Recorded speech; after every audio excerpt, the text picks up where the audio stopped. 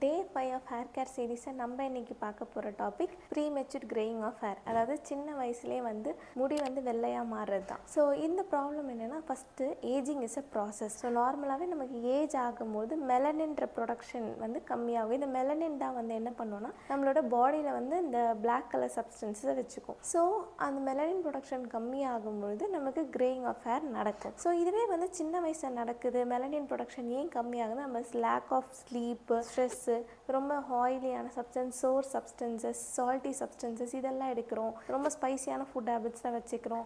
Irregular food habits எடுத்துக்கிறோம். So இந்த மாதிரியான ப்ராப்ளம்ஸ்னால சீக்கிரமாகவே மெலனின் ப்ரொடக்ஷன் கம்மியாகி ப்ரீமெச்சூர் கிரேயிங் ஆஃப் ஹேர் நடக்குது. ஸோ ஃபஸ்ட்டு நம்ம இன்டர்னலாக என்ன பண்ணணும் அப்படின்னா, அஸ்வகந்தா டீ எடுத்துக்கலாம். அஸ்வகந்தா டீ எப்படி இருக்குன்னா, 1 டீஸ்பூன் ஆஃப் அஸ்வகந்தா பவுடர் எடுத்து அதை நல்லா 5 to 10 minutes பாயில் பண்ணி ஸ்ட்ரெயின் பண்ணி இதில் 1 teaspoon honey and 1/2 teaspoon or 1 teaspoon அளவுக்கு லெமன் ஜூஸை நீங்கள் ஆட் பண்ணி இந்த டீயை மார்னிங் அண்ட் ஈவினிங் 2 times எடுத்துக்கிட்டிங்கன்னா, இந்த அஸ்வகந்தாவில் பார்த்தீங்கன்னா டைரோசின்ற ஒரு அமினோ ஆசிட் ப்ரெசென்ட் ஆயிருக்கு. இந்த அமினோ ஆசிட் இந்த மெலனின் ப்ரொடக்ஷனை கம்மி பண்ணும். அண்ட் எக்ஸ்டர்னாக பார்த்தீங்கன்னா hibiscus hair pack, hibiscus powder எடுத்துக்கோங்க 1 டீஸ்பூன் ப்ளஸ் 4 டீஸ்பூன் கர்டு. இது ரெண்டுத்தையும் நல்லா மிக்ஸ் பண்ணி ஹேர் பேக் போட்டுட்டு ஹேர் வாஷ் பண்ண பாருங்கள். ஸோ இதெல்லாம் பண்ணும்போது கண்டிப்பாக ப்ரீமெச்சூர் கிரேயிங் ஆஃப் ஹேர்லேருந்து நம்ம ப்ரிவென்ட் பண்ண முடியும். தேங்க்யூ.